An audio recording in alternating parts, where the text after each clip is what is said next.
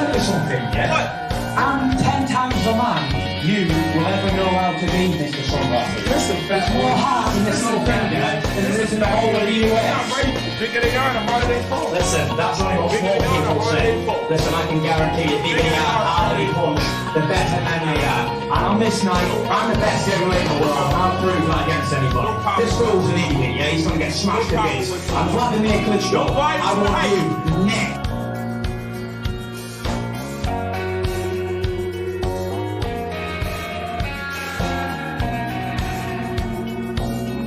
I'm the best heavyweight in the world by 25 miles. He's getting knocked out. Deontay Wilder's a chinless piece of shit.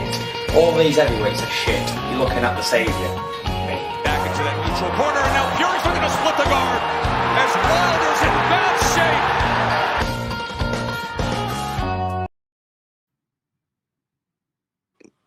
What is good, Danger Zone Boxing Talk? It is your boy Malachi Ben Yosef, aka BC Left Hook, here as always with my co-host and brother, Twine B. Livity.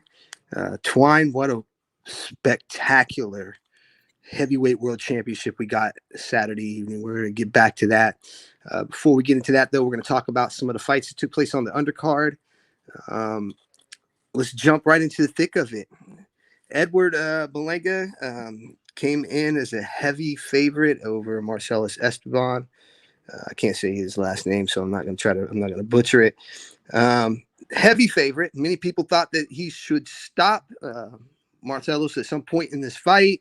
That is not what we got. Matter of fact, what we got is the young man's first trip to the canvas. Berlanga did get up. I thought there were moments in that fight he was extremely outboxed. My question to you, son, is: did we see Edward Berlanga exposed? I'm gonna go ahead and say yes. But it's gonna have an asterisk with that yes, if that makes any sense. Things came out to light after the fight that he tore, I believe, something in his shoulder. I forgot what it is. He tore biceps injury in his left biceps, which, you wouldn't have noticed from the fight because he kept throwing everything. But yes, I believe he was exposed in the following manner as far as he hasn't learned variation on his punches. He throws everything with power, speed. There's no variation. Head movement is very limited. He went against a guy that's very experienced. He took Billy Joe Saunders to the limit before getting, I believe he was knocked out. Caceres was knocked out in the last round against Billy Joe Saunders. And, we all look at Berlanga like he's a killer as far as a KO artist. So I would have expected him to at least put Caceres down, which he didn't.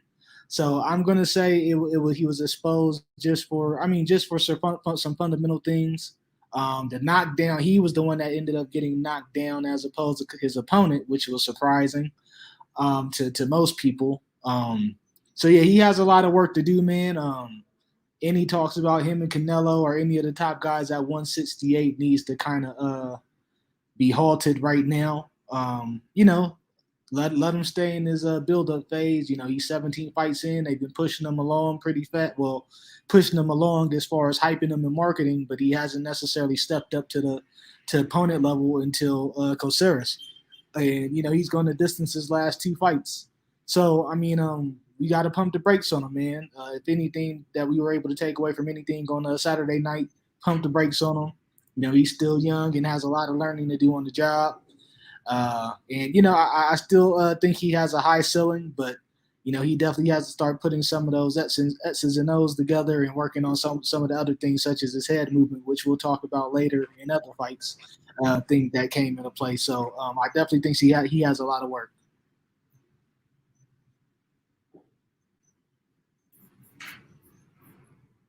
My fault. I actually hit a button. But yeah, I 100% agree. I came away from the fight with the knowledge that this young man currently has no plan B. It's destroy or bust, and he kept plodding forward. He kept walking in on a straight line. As you pointed out, no head movement. While his opponent was able to move around the ring. Now everything wasn't bad from Berlanga's side. I'm not going to play that card. But you're exactly right. Any talks of putting this young man in the ring with Canelo Alvarez need to be halted. If I'm Canelo Alvarez and his team, after all the hype I heard, I would, that maybe try to make that fight sooner rather than later, and just beat the crap out of this kid. I think he is or has the chance to become a quality fighter, but there's a lot of holes in this game. Him and his team need to go back to the drawing board. He did not have any clue on how to cut off the ring the other night. I definitely agree. I don't even think he puts up contests against, guys like David Morrell, Caleb Plant, or what's up boy's name? David Benavidez at this point. Like, I don't think he's any close to being in that realm at 168 yet. One match I would like to see him in. I'm not sure what his contract situation is currently. And also I know he's coming off an injury, but I'd love to see him matched up against Steven Nelson. I mean, that would be a good logical step up fight for him. Two guys that are prospect level trying to make that leap into the next level. I think don't Nelson have a strap? I thought he had a form of the WBC strap or something. He might have a minor belt. I'm not quite sure, but I definitely think that's a fight that I would like to see. Probably within the next year. I think Berlanga has a little bit more improvement to do. I think Nelson is a little bit further ahead than him. But I definitely feel like that's a fight that needs to happen within the next year so we can see what both of these guys really are.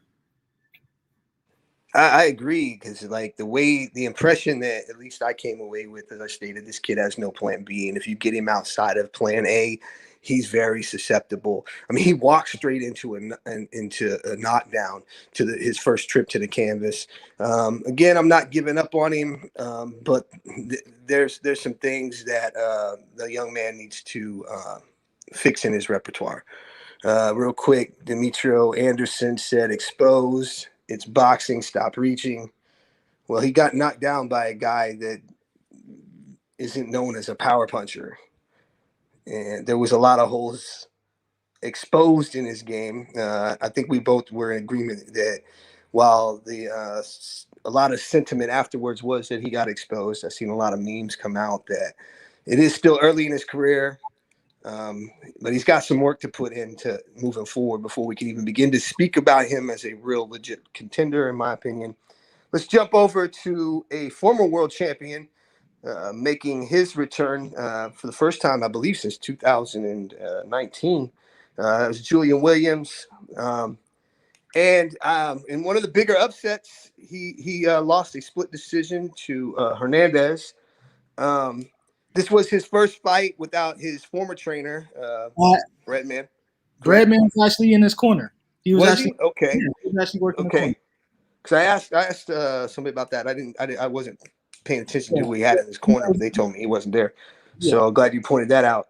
But there was a long layoff between his loss to Rosario and this fight. Not giving him any excuses. I thought early on he was winning the fight, but as the fight wore on, Hernandez, in my opinion, earned the victory. Where do you think we see Julian Williams headed from this point in his career? You know what I honestly think, and it may have been evident. He's looked like he's gassed in other fights previously, other than the Jared Hurd fight. I think the cut to 154 is really starting to kill him in as far as his performance on fight nights. He dominated the early rounds. He was beating the guy pretty easily the first probably 6-7 rounds questionably. At least the first 5-6 rounds you could get to J-Rock easily. And, I guess the mounting pressure and the guy with a heart, that is not willing to go down easy. He started an onslaught late. Vladimir Hernandez was killing him in the latter part of the fight to the body, just the constant pressure. Julian Williams looked not only physically fatigued, but mentally fatigued. I'm surprised he didn't get knocked out, honestly, because I felt it was coming. I think it might have been like round 8, I was like, he's done. So how he managed to finish the fight is beyond me. I thought he was going to get knocked out the way he looked the latter half of that fight. He's definitely a very technical fighter. He has some mental lapses in the ring that has caused him to get some losses. Honestly, I think a lot of this was physical and mental fatigue. Starting with the physical because of the weight drain, but mentally because of the physical prowess, he couldn't keep up mentally at the end and do what he needed to come out with the victory. He only needed probably, I won't say one out of the last 2 or 3 rounds to win for me, but Vladimir definitely done enough to earn a victory. He was definitely more dominant the second half of the fight as far as his output. You look at the punch stats number, his numbers were pretty much tripling Julian J-Rock, in the last 4 or 5 rounds. So, going from here, I think J-Rock honestly needs to make that move to 160. I've read some of his tweets prior, and, he talks about that last cut to 154. It turned him to a real mean person, like to where he couldn't deal with anybody. So that's kind of a sign that he's struggling to make that weight. And, I think he needs to make the move up. He's 31. He's not getting any younger. He's held the titles at 154. Was a unified title at 154. Time to move up, man, if you're killing yourself making that weight. Agree. If that's the issue, then they need to move up. Saying that he does, where do you project him in the middleweight rankings? At this point, after his last 2 performances, it'd be hard for me to think that he would be much of a contender at 160. No, definitely no time soon. He'd have to work his way back to the ground up. To say he can't be competitive with his boxing skill, I could definitely see it happening. But he does have the chin issues. He's been knocked out a couple times. So 160 he might not fare any better just because there's more powerful punchers at the weight. All right, let's jump over to some heavyweight action that we've seen on the main event. That was 2 undefeated fighters, Frank Sanchez and Effie. I took on another podcast. I took Effie. I thought Effie would catch him at some point. I was wrong. I don't know why. I make these mistakes when the rare times that I do make the mistakes. I don't know why. I always, seem to forget that the skills pay the bills. Going into the fight, I knew Sanchez was the much more skillful fighter. He had the higher ring IQ. I just, I thought, the power there, but hats off to him. Outstanding fight on Sanchez's end. I know some people they felt the fight was a little lackluster. I thought it was because Sanchez was displaying his superior boxing IQ. I'm not one of the fans that I'm disappointed when a fighter doesn't get knocked out or get a knockout. If the guy can box beautifully and dominate, I'm for that as much as I am for the KO, and that's what I thought Sanchez did. I thought he put the heavyweight division on notice that he is a legitimate contender and able, to beat the top guys. What did you come away with from that fight? I definitely am not shocked by the one-sidedness of the fight. Jagba is relatively a late comer to boxing, still youngin. He's not up in age, but he's not very old as far as boxing experience, starting late. I'm not surprised though. You got to think about it. Frank Sanchez, from the Cuban School of Boxing. You're never surprised with these guys' skills, man. A top-rated amateur from that school in Cuba that's produced some highly touted Olympians and as well as professional ranks. So the ease that he beat a Jagba, who's relatively naive to the sport still, and was considered to only have a right hand, which Sanchez was looking for the whole fight. It was an easy decision and not something I'm surprised by. As far as people saying it was probably the most lackluster fight of the night, yes, indeed it was. People don't come to watch heavyweights dance, but he still put a Jagba down. So you can't take nothing away from him. Do I think he put the heavyweight division on notice with that win? Debatable. The Jagba has a name just because of more or less his affiliation, with Ronnie Shields in the past in the PBC. I definitely think the trainer change. This was only, I believe the second fight under a new trainer. So I mean, that could have something to do with it as well, as far as the Jaguars' performance. But I mean, he's definitely got to learn to put his punches together better. And I definitely think he still has a future as well. But Sanchez definitely has a brighter ceiling. I don't believe that motherfucker's 29 years old, so they need to cut that shit out. He is not 29. He got to be at least 41. So that amount of experience, he definitely had the advantage point, from the jump street. Agreed. And once again, shout out to Sanchez and his squad for the performance they put together. It was dominating. It may not have been dominating in the eye-pleasing way that the casual fan or even some of the hardcore fans would have liked. Sanchez improves to 19-0 with 13 KOs. Effie drops to 15-1 with 12 KOs. How soon do you think that Sanchez would be deserving of a title shot? I mean, I gotta go at least another. I mean, considering that the political stuff going on at heavyweight, he's probably at least 2 years away from getting this. Here's the deal. This is what I don't mean to cut you off, but what me and you know. They were put on this fight, particularly towards the end of the card. You know what I mean? This is the co-main event and then the fight prior to that. For a reason. Bob does everything for a reason. And you have to ask yourself, is Bob trying to set up some type of fight with either one of these guys in the future or the fight that we'll be talking about next that took place on that card as well in the heavyweight division, which was the co-main event. Could you see Bob trying to set something up like that? I could.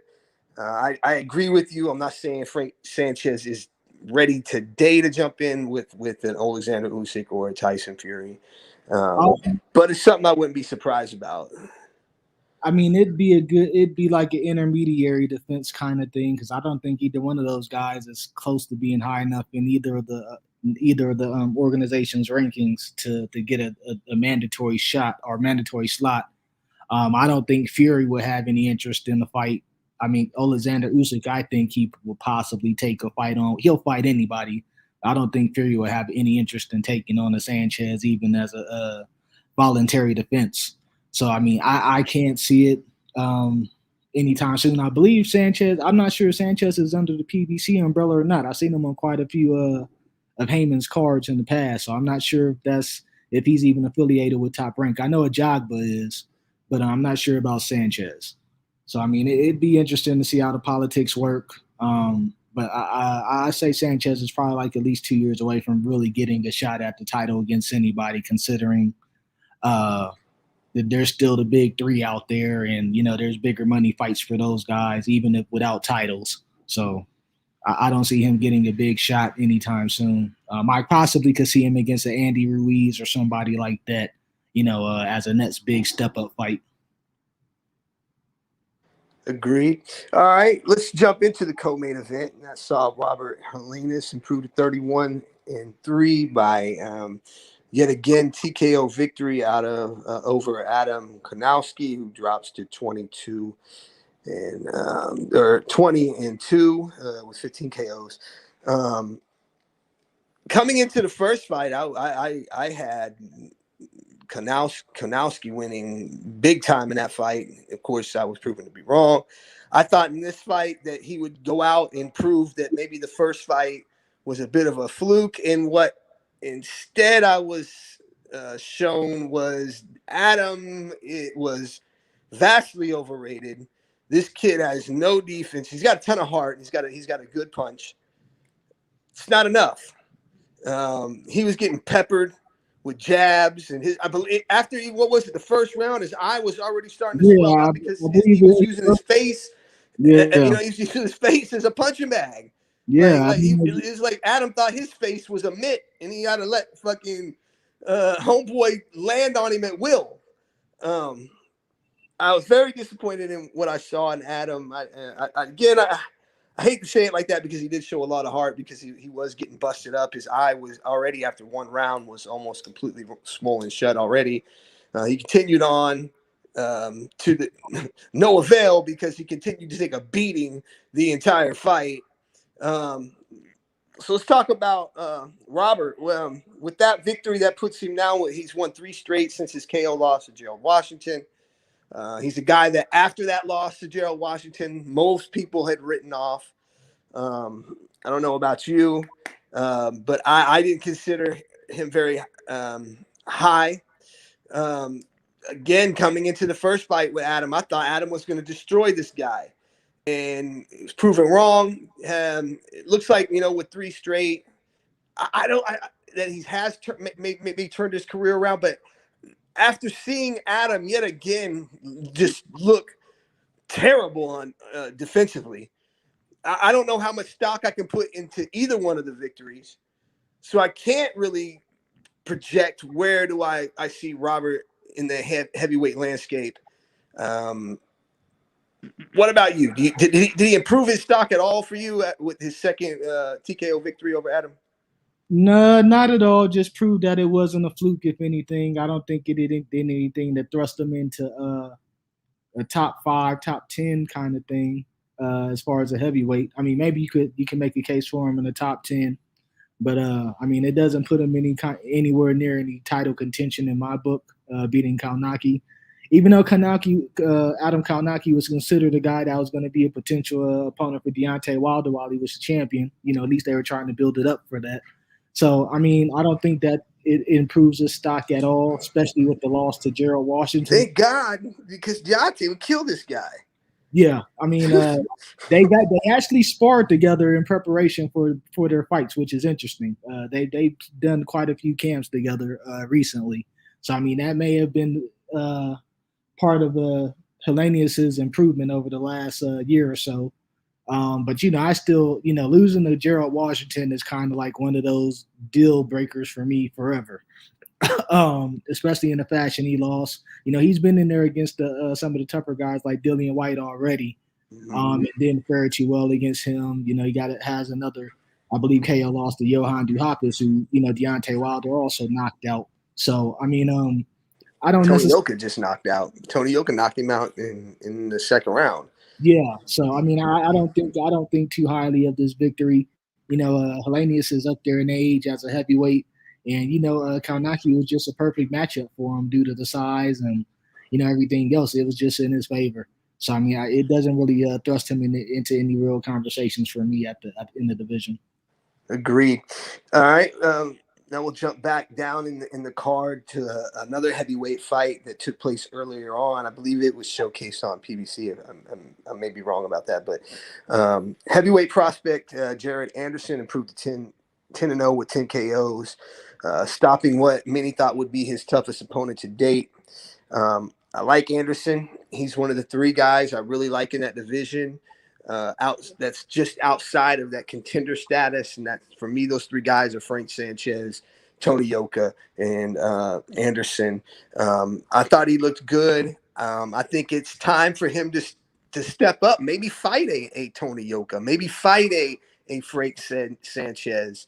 I like him as a prospect, but there's still some things I need to have answered. That's why I think in his next fight, it needs to be a serious step up in competition if Top Rank wants me to continue to buy him as a legit threat to the current crop of champions and contenders. I definitely have to agree with you. I don't think it's too soon for him to go against a Yoka or somebody like that, in my opinion. Possibly Helenius or somebody like that would be a good matchup. One of those lower tier guys that are on the outside of the top 10, or just around that side. I would love to see him against those guys. He has a nice pedigree about him, but I mean, you can't really tell by the opponents he's been facing so far. So I mean, that's one of the things I guess I'm still, the jury's still out for me on him. He's one of those guys that's a workout warrior, and he's getting a lot of praise for what he's doing in sparring sessions, and he's definitely still but he's still at the prospect level for me. He's still at the prospect level for me. it would be too soon for Tony Yoka. In my opinion, Tony Yoka is pretty polished as a pro. You know, he has the amateur background as well. Yeah, but he's like 12. What is he? 12-0. Like I think Yoka's 12-0 with like 10 KOs. So yeah, but I mean, Yoka has the huge amateur pedigree too, coming from the Olympics and all that, being a gold medalist. So I mean, he has a lot more, you know, seasoning to him than Jared Anderson. I think that would be a dangerous fight to put him in right now. Maybe 2 or 3 fights, I could see it, you know, but he'd had to step up his competition immediately. But he's still at the prospect level. They haven't even pushed him the way they pushed Berlanga, you know, Edgar Berlanga as a prospect. You know, when he's put up there as a prospect of the year candidate, I mean, that's when I'll be like, it's okay for him to step up. But the competition he's facing now is not even on that level to where I could say that.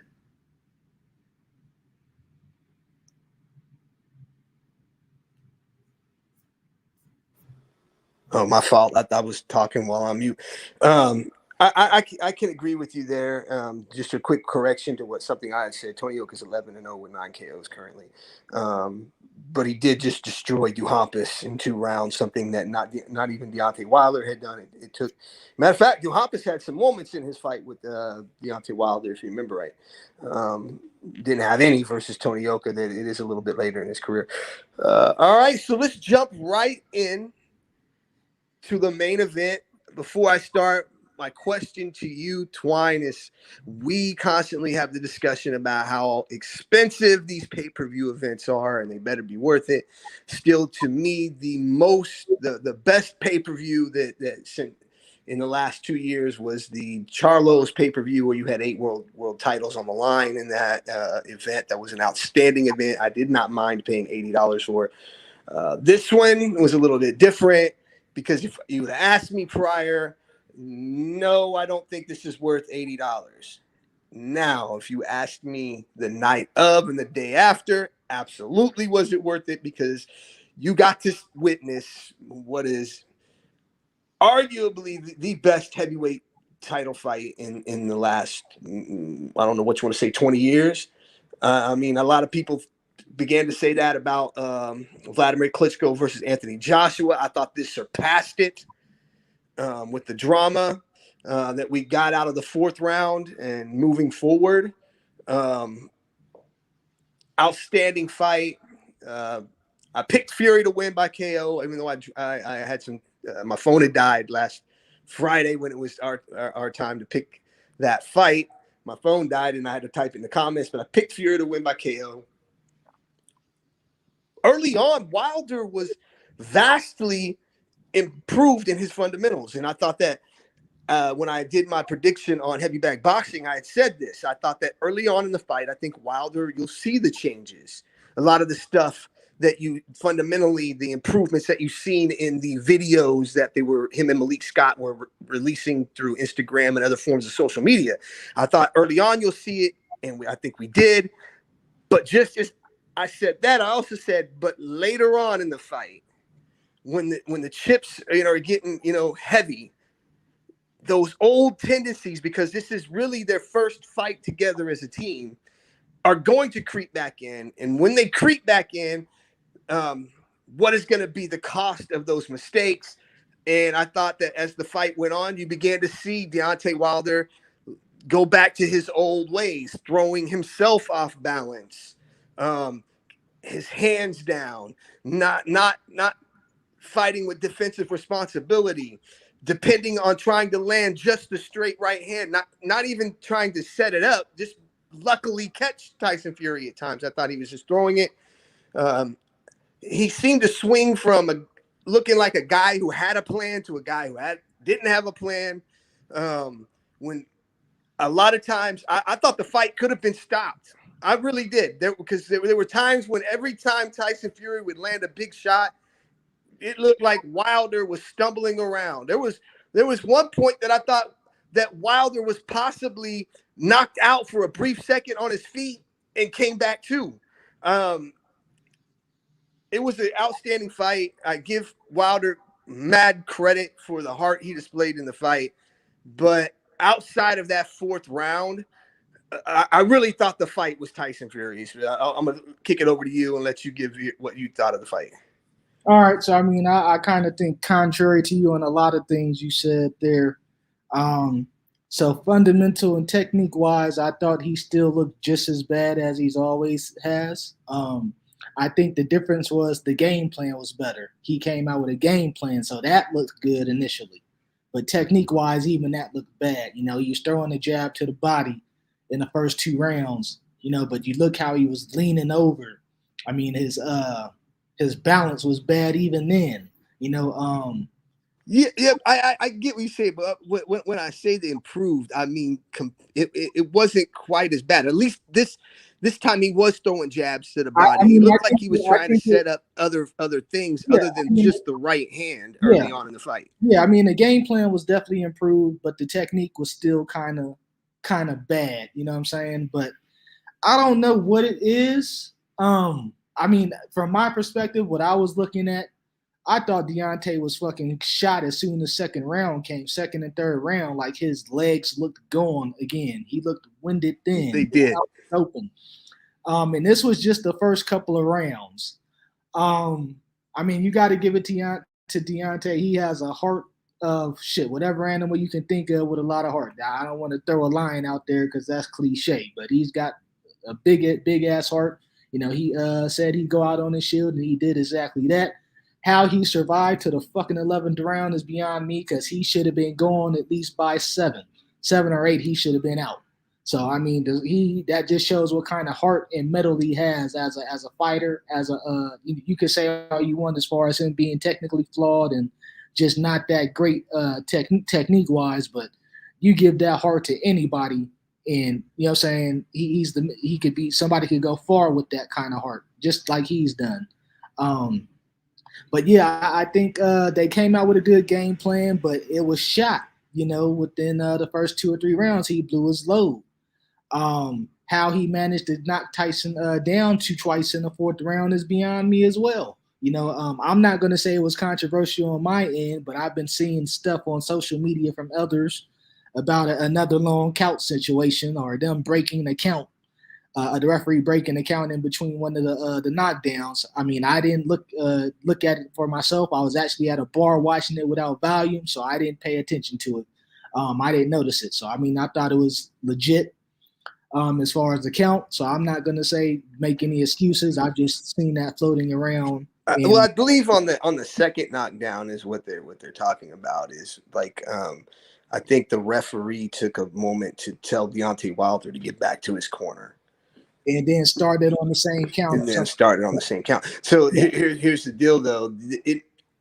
Tyson was not the second. He was not hurt to the point he wasn't going to get up. He was just following what the ref was counting. You know how sometimes you'll take a little break, you'll wait till 9 and get up. Yeah, he was doing the veteran thing, which is something Deontay should have done. You know. So I'm not that. For me, even if I was to think, oh wow, that was a little bit late there. It wasn't because he's just playing the game. You know what I mean? And that's something Deontay could have done as well. You know, instead of getting right back up, he should have taken a moment to gather his senses. And, you know, regain whatever legs he did have, which he didn't have any, you know, but he should have did the veteran thing. That would have been the veteran thing for him to do, is take advantage of the full count, you know, and get up when, you know, you could take full advantage of everything and get your wits about yourself again. So now, Wilder, we are both in agreement. Even after, like, just as you stated, in your opinion, second round, I began to wonder, man, is this safe for this dude? Because he's taking some bombs, and every time he's getting hit with one of these bombs, his legs appear gone. A jab at times could knock him back, and he would, you know what I mean, his legs would begin to wobble. I was like, you know, they might need to stop. I know what he said. He wants to go out on a shield, but they might need to stop this fight just for his career later on. Yeah, and I mean, I think a lot of that, you got to, like I said, second and third round, he was already gassed, gone. I mean, I think a lot of it was fatigue, just like with J. Rock Williams' fight on Saturday. The fatigue set in, and I mean, that has a lot to do with knockdowns as well, especially mentally. You know, he didn't have the big defensive prowess anyway, but he's backing straight up as opposed to trying to slip Tyson's jab, which is, something we've seen in his workouts and his tapes with Malik Anderson or with Malik Scott. And I'm like, I didn't see any of that in the fight as far as him slipping. Like, I never saw that in any of the fight. Head movement that we saw in the drills and stuff they were doing, I never saw that throughout the fight at all. So, I mean, he was displaying his normal habits from the beginning, honestly, in my opinion. It was just an improved game plan as far as them going to the body, jabbing to the body. And, they stole some early rounds. I mean, first round at least, second or third are up. Second is up for question. You could have gave that to Tyson. That was a swing round for me. And, of course, the knockdowns in round 3. But, I mean, he was gassed as soon as then. And, he resorted to his old habits of just backing straight up. No slipping. So Tyson was there to throw the 1-2 on him easily. And like you said, he had no defensive responsibility with his hands down. And, everything is just surprised he lasted till 11 because I thought he really should have been out of there around 7 or 8. Definitely around 8 he should have been out of there. What's crazy is this guy got to 40-0. And we can say whatever we want to about the opponents that he faced along that way.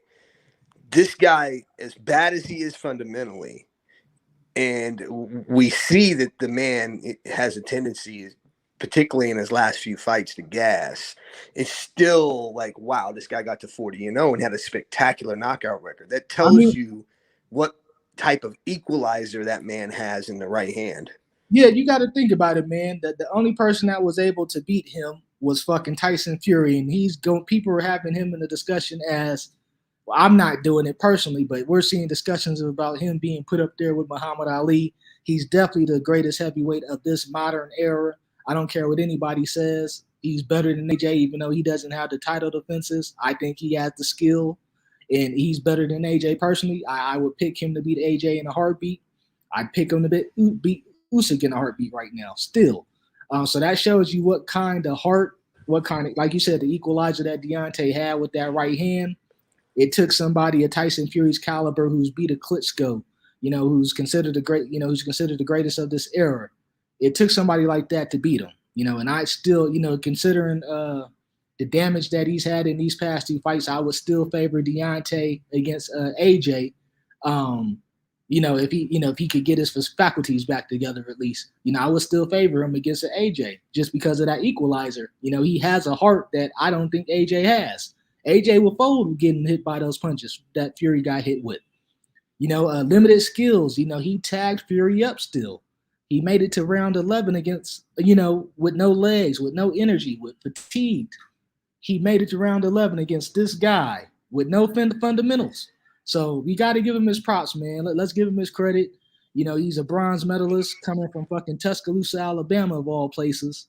You know what I'm saying? He tied the defense record as far as the WBC title defenses as a heavyweight. He held the title for 5 fucking years.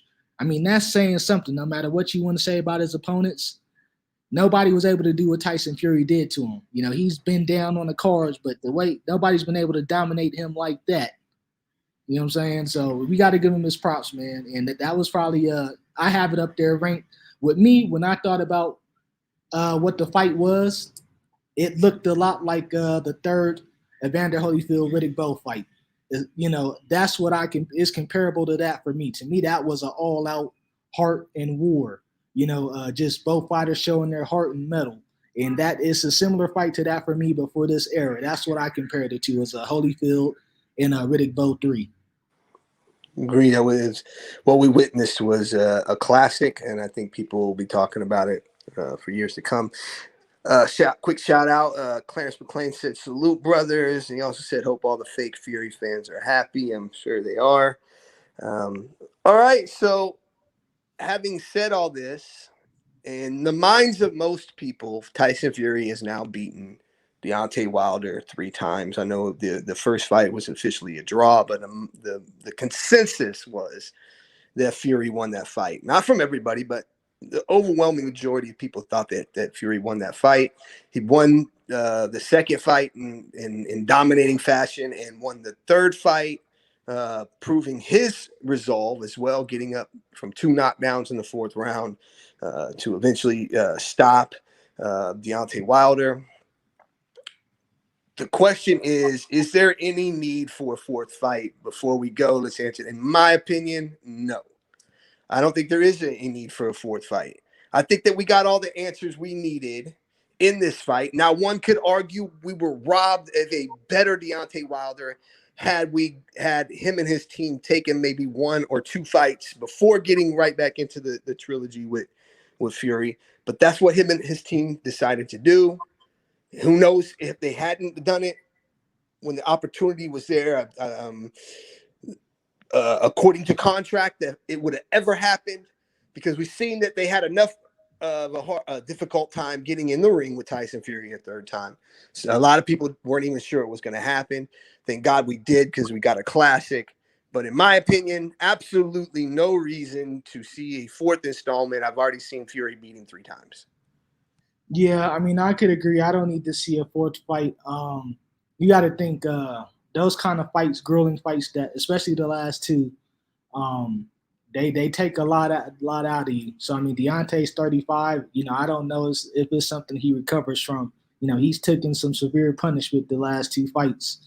I think mainly this one, because it went 11 and he was pretty much. I mean, it's a situation like it could have turned out like Adonis Stevenson. With the kind of fatigue he had against what's his name, the guy that lost to Bitterbeef, but ended up retiring. I can't think of his name, another Ukrainian.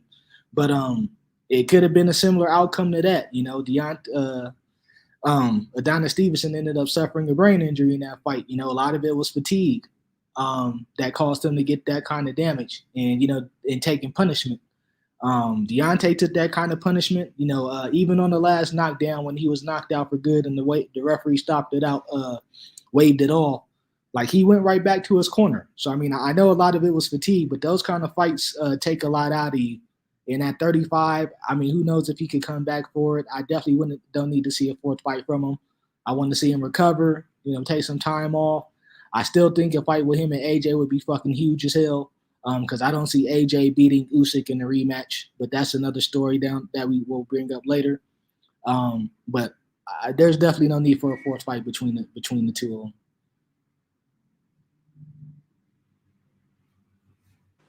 My bad, I was on mute again. Absolutely agree. Well, that's the end of our show for tonight. Once again, shout out to both Tyson Fury and Deontay Wilder. You guys gave us a classic. We'll be back Friday at our let's see. Andy Ruiz said Wilder just not built like that to take on Fury. A fourth fight will lead to him being carried out in a stretcher.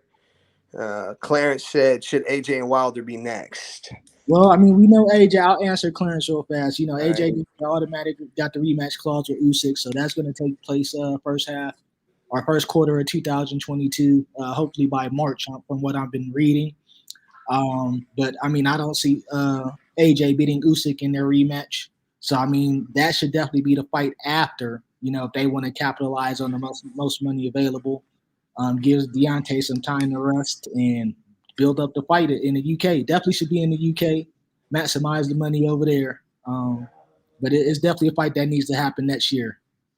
Agreed.